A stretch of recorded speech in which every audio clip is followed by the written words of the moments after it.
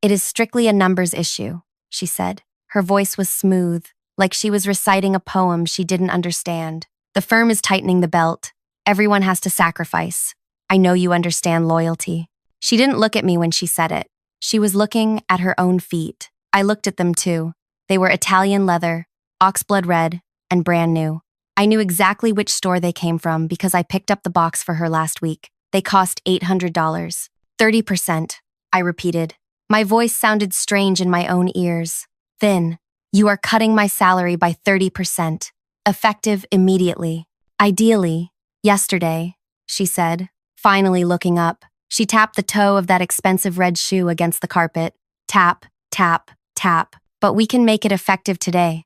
It's better than a layoff, isn't it? I fought to keep you. I told the board you were essential, even if the budget said otherwise. She was lying. I knew she was lying because I managed her calendar. I knew she hadn't met with the board in 2 weeks. I can't pay my rent with 30% less, I said. I can't buy my father's heart medication. She sighed. It was a long, loud exhale, like I was a child asking for candy before dinner. We all have to make adjustments, she said. I've had to cut back on the catering for the morning meetings. It's hard for everyone. Now, please, I have a very important delivery coming at 2 o'clock. I need you to be a team player and clear the lobby. I stood there for a second. The air in the room felt thin. I looked at the woman I had served for 4 years. I looked at her perfect hair, her perfect suit, and those red shoes that cost more than my rent. Okay, I said. She smiled then. It was a tight, small movement of her mouth. She was relieved I didn't yell. She hated noise. She wanted everything to be polished, pretty, and quiet. Good, she said. Now, back to work. I walked out of her office. I didn't slam the door. I didn't cry. I went to my desk, sat down, and listened to the hum of the heater that I knew I wouldn't be able to afford in my own apartment this winter. She thought she had won. She thought I was just a quiet, mousy assistant who would starve silently so she could keep her bonus. But she forgot one thing. She forgot to ask who my family was. She forgot that before I was a corporate assistant, I grew up in a workshop full of sawdust and iron. And she definitely didn't know that the important delivery coming at 2 o'clock was made by the only man on earth who hated her kind more than I did. I picked up my phone. I didn't call my landlord. I didn't call my dad. I dialed a number I hadn't used in 6 years.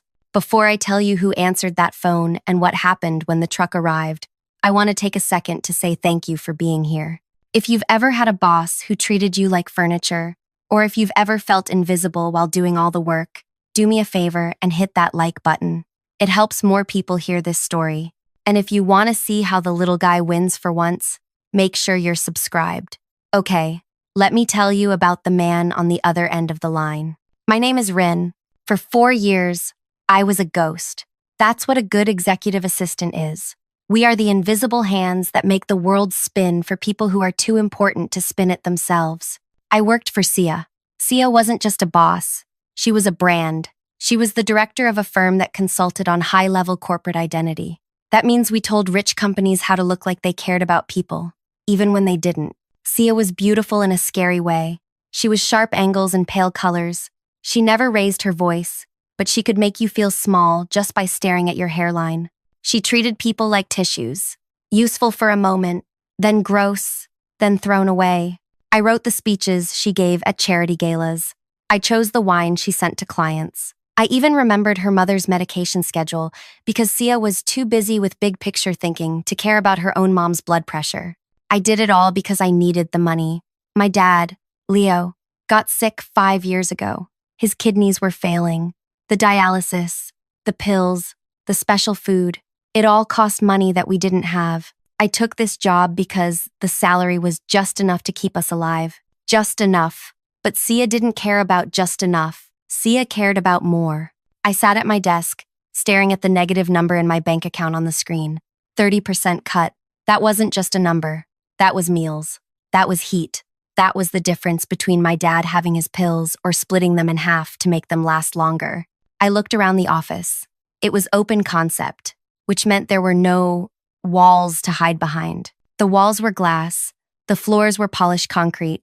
It was cold and echoey. At 2 p.m., The elevator doors slid open. 4 men in gray jumpsuits wheeled in a crate. It was huge. It looked like they were delivering a rhinoceros. Sia ran out of her office. I had never seen her run before. She stood in the center of the lobby, waving her hands, directing them. "Careful," she hissed. "Do not bump the walls. That crate is worth more than your van." The men didn't say anything.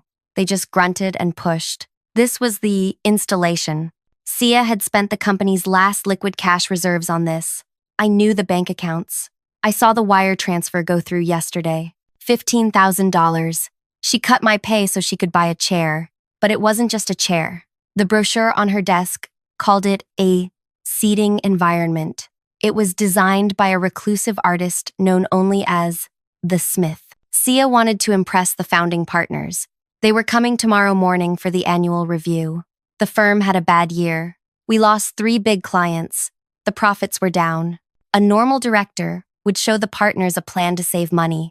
A normal director would show them hard work. Sia wasn't normal. She believed in optics. She thought if the office looked rich, the partners would believe we were rich. She wanted them to walk in, see this piece of art, and think she was a visionary. She wanted them to believe she had the taste of a queen. I watched from my desk as the men pried the crate open. Wood creaked. Nails screeched. The side of the crate fell away. There it was. It was heavy. That's the first word that came to my mind. Brutal. It was made of dark walnut wood and hammered copper. It didn't look comfortable. It looked like a cage that had been broken open and turned into a seat.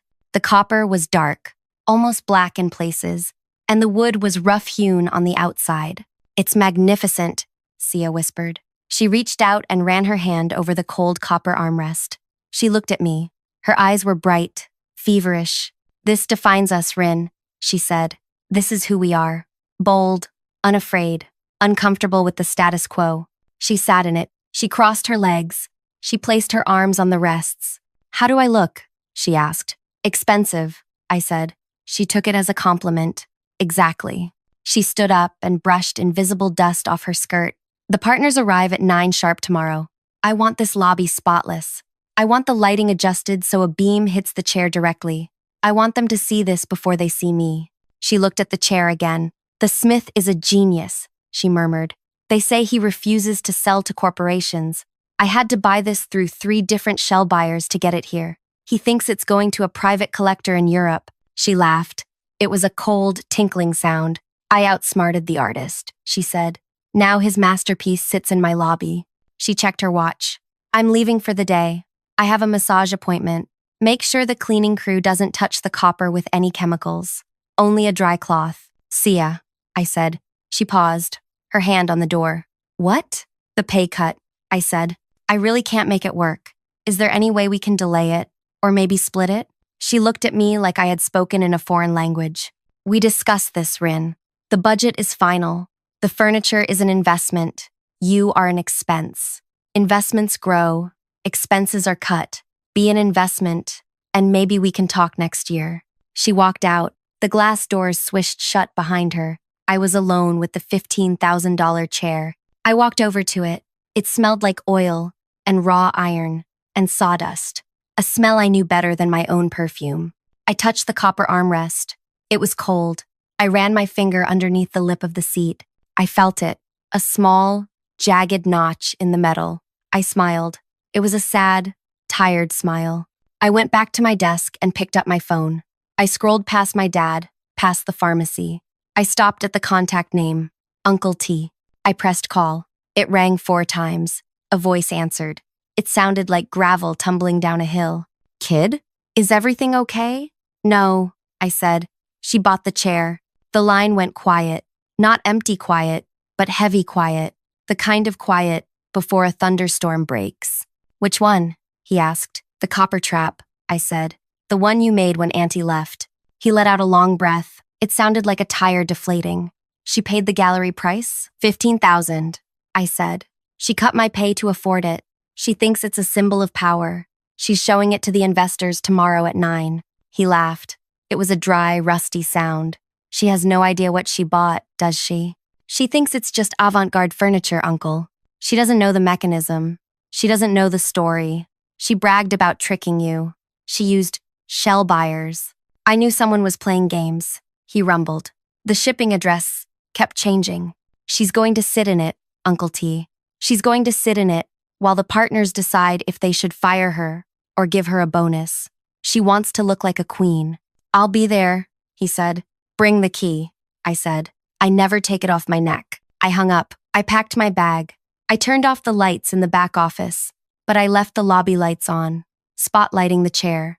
It sat there in the silence, looking like a dark beast waiting to bite. I walked home. The wind was biting, and my coat was thin.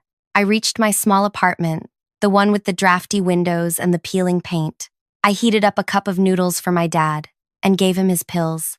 Work okay? He asked, his voice weak. It's going to be, I said. I think we're going to see some changes soon. I slept better that night than I had in years. The next morning, the office smelled like fresh lilies and expensive coffee. Sia was vibrating with energy. She wore a white suit that I knew cost more than my car. Her hair was pulled back so tight it looked painful.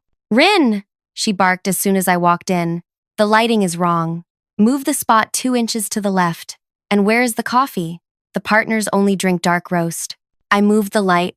I brewed the coffee. I stayed quiet. Do I look powerful? She asked, posing next to the chair. You look very distinct, I said. Good. Distinct is good. Distinct is memorable. She paced around the lobby. This is it, Rin. This is the moment. When they see this, they'll know I'm not just a manager. I'm a curator. I'm a visionary. At 9 a.m. sharp, the elevator chimed. The founding partners walked out. There were 5 of them. 3 men and 2 women. They were dressed in gray and black, looking like sharks in human skin. They didn't smile. They didn't look at the flowers. They looked at the floor, the walls, and the charts in their hands.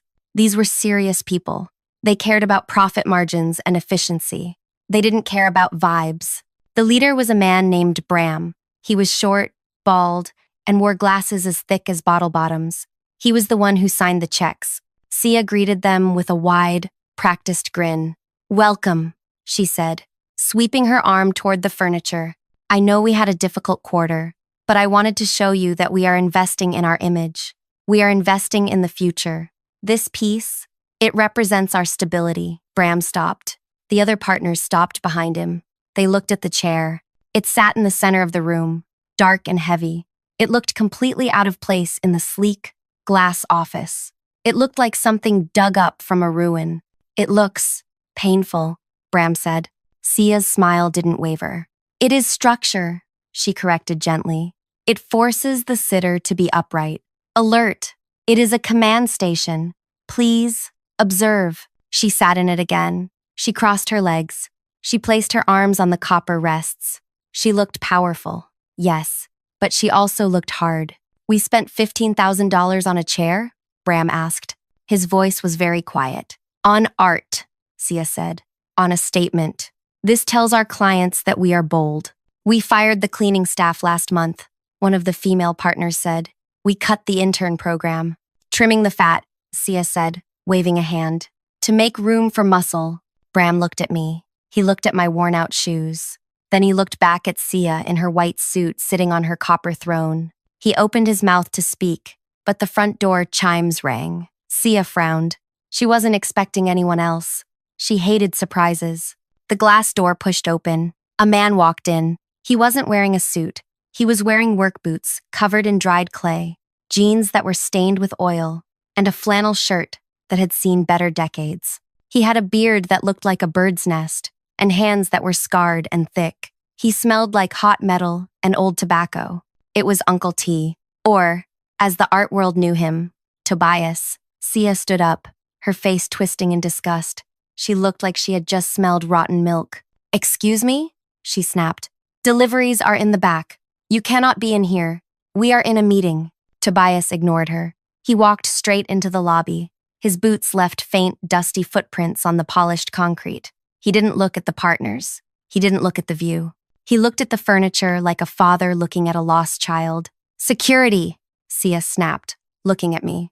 Rin, call security. Who is this vagrant? I stayed seated at my desk. I put my hands on my lap to stop them from shaking. Not from fear, from excitement. He's not a vagrant, I said. My voice was steady, louder than I expected. Sia whipped her head around to stare at me. Her eyes were wide. She couldn't believe I had spoken. Rin, pick up the phone right now or you are fired. He is the Smith, I said. The room went completely still. Bram took a step closer to the man. He adjusted his thick glasses. The artist? Bram asked. You are the artist who made this? Tobias stopped in front of the chair. He ran a thumb over the copper armrest, checking the weld. He nodded to himself. He looked at Sia. You're the one who bought it? Sia's face went through 3 different expressions in 1 second. Anger, then confusion, then a fake, syrupy charm. Yes, she stammered. Her arrogance faltered. She smoothed her skirt. I am a great admirer of your work. I didn't realize. You don't look like an artist. And you don't look like a prisoner, Tobias said. His voice rumbled through the room. Excuse me? She laughed, a nervous, high-pitched sound. I am the director of this firm. Tobias turned to the partners. He looked them up and down. He saw the expensive suits, the watches, the way they stood. He knew exactly what kind of people they were. I don't sell my work to galleries anymore, Tobias said, because people like her buy it to feel important. They think it's pretty shapes. They think it's status. He pointed a thick, calloused finger at the chair. This isn't a throne, he said.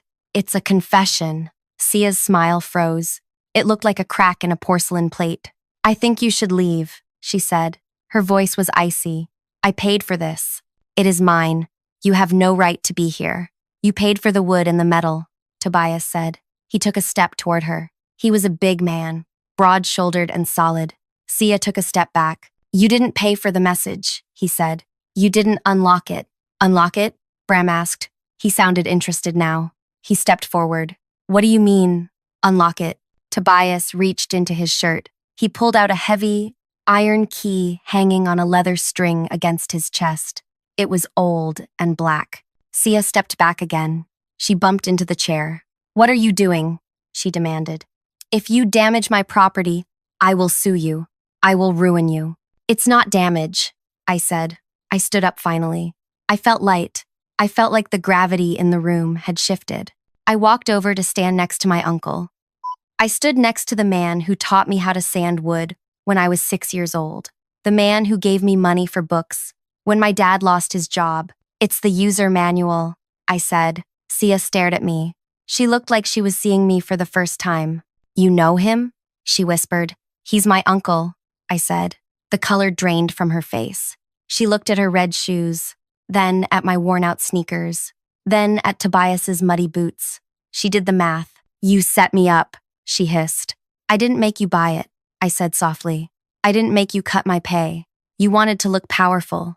You wanted a symbol. Well, here it is. Tobias knelt behind the chair. There was a tiny, almost invisible slot in the wood, hidden beneath a copper overlapping plate. You would never find it if you didn't know where to look. He inserted the key. He turned it. Click. It was a loud, sharp sound, like a bone snapping. Then, a heavy mechanical thud echoed in the lobby. The back of the chair split open. It wasn't broken. It was unfolding. Panels of wood slid away on hidden gears. The smooth, polished walnut exterior retracted. Sia gasped. The partners leaned in. The inside of the seat back, the part that pressed against your spine when you sat down, was revealed. It wasn't smooth anymore. The wood on the inside was deeply, violently carved. It was jagged, rough, and charred black. It was covered in words burned into the grain. The words were ugly: greed, theft, parasite, emptiness. And right in the center, in letters carved so deep they looked like wounds, was a sentence. Bram leaned in. He read the inscription aloud. I grow fat while they starve. The room was absolutely silent. The only sound was the hum of the ventilation system. I built this, Tobias said, his voice filling the room. After my brother, this girl's father, lost his job to a corporate raid. He worked for that company for 20 years. The man who fired him bought a yacht the next day. He said it was budget constraints. Tobias stood up. He looked massive next to Sia. This chair is designed so that you cannot sit in it without the words pressing into your back, he said. You can't see them when it's closed, but you can feel the unevenness. It pushes against your spine. It is made to be uncomfortable for liars. He pointed at Sia. She bought it, Tobias said. She paid 15 grand for a mirror. Sia was pale. Not just pale, she looked like gray ash. She looked from the partners to the chair, then to me. It's a trick, she said. Her voice was shaking. It's vandalism. He ruined it. He finished it, I said. Bram turned to Sia. His face was hard. He wasn't looking at the chair anymore. He was looking at her. You told us the budget cuts were for essential operational costs, Bram said. You told us we had to be lean. You fired the cleaning staff. You cut salaries. You cut Rin's salary. He looked at me. Did she cut your salary? 30%, I said. Yesterday. To pay for this. Bram looked back at Sia. And you bought a monument to your own greed? It's art, Sia shrieked. It was a desperate sound. It's an investment. It will appreciate in value. It's a resignation letter, Bram said. Sia froze. I can't have clients walking into our lobby and reading Parasite behind my director's head, Bram said. And I certainly can't trust a director who gets outsmarted by her own furniture. He looked at me. He looked at my shoes. Then, he looked at Tobias. How much to take it back? Bram asked. Tobias shook his head. No refunds. Sia let out a little sob. She slumped against the wall, looking small. Her white suit was wrinkled. Her red shoes suddenly looked clownish. But, Tobias said, I'll haul it away for free. I don't like leaving my work in bad company. Tobias looked at me. Coming, kid? I need help loading the truck. I looked at my desk. I looked at the computer where I had typed Sia's lies for 4 years. I looked at the phone I used to lie to her mother. I picked up my bag. I took my security badge off my lanyard. I placed it gently on the desk. Wait, Bram said. I stopped. Bram looked uncomfortable. He was a shark, but he was a shark who knew he had been caught swimming in dirty water. We need someone who understands. Context, he said. We need someone who knows how to actually run this place, apparently, since you've been doing it for her. He gestured to Sia, who was now crying softly into her hands. We can discuss your salary, Bram said. We can restore the 30%, maybe add 10. I looked at Bram, then I looked at Sia. She was defeated. But the thing was, even in her defeat, she was still selfish. She was crying for herself. She wasn't crying because she hurt me. She was crying because she got caught. If I stayed, I would just be serving a different shark. Bram wasn't better. He just didn't want to be embarrassed. No, I said. 20% raise? Bram offered. I think I'm done with corporate art, I said. And I'm done with people who think loyalty is something you can buy with a discount. I walked out into the cold air. Tobias was already lifting the crate. I grabbed the other end. It was heavy. The wood bit into my hands. The copper was cold. But for the first time in 4 years, the weight didn't feel like it was crushing me. It felt like work. Honest work. We loaded the truck. Sia watched us from the glass window of the lobby. She looked like a ghost in a fishbowl. As we drove away, I didn't look back at the glass building. I just watched the city roll by. I thought about the ramen noodles waiting for me at home. I thought about my dad. You know, Tobias said, shifting gears.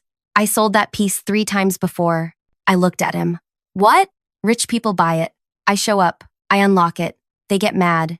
They give it back. I keep the money. He grinned. His teeth were crooked and yellow, but his smile was real. I've got $15,000 in cash in the glove box, he said. Figure that covers your pay cut and your dad's meds for a while. I started to laugh. I laughed until my stomach hurt. I laughed until I was crying.